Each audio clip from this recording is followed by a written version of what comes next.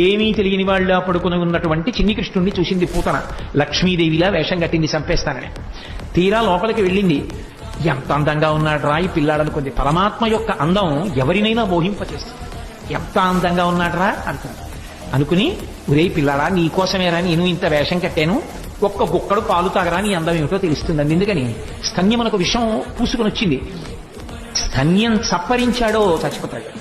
అందుకని ఆ పిల్లవాడికి వద్దమ్మా వద్దమ్మా అని ఒక పక్క అరుస్తున్నారు యశోద, అక్కడే ఉన్నటువంటి బలరాముని తల్లిని. అయినా సరే రోహిణీదేవి అంటున్నా వినకుండా పిల్లవాడిని తీసుకుని తన స్తన్యం ఇచ్చి పాలివ్వడానికి ప్రయత్నించింది. ఆయనకి తెలియదు ఎంత పసిపిల్లవాడి రూపంలో ఇంకా కళ్ళు విప్పడం కూడా చేత కానటువంటి వాడిగా ఉన్నప్పటికీ వచ్చినదెవరో, ఎందుకు ఎత్తుకుందో, ఎందుకు పాలిస్తోందో ఆయనకి తెలియదు.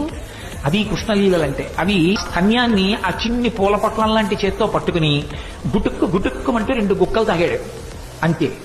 ఇప్పటి వరకు అందరికీ పాలిచ్చి చంపిన పూతన ఇతర బాలుల క్రియవాడవివు కావు, ఓరి నాయనో ఎంతో మందిని చంపాను కానీ నువ్వేమిట్రో 2 గుటకలు లాగేటప్పటికీ నా ప్రాణాలన్నీ పోతున్నాయి, వదులు వదులు అంటోంది ఆవిడ. ఆయన వదిలిపెడతాడా?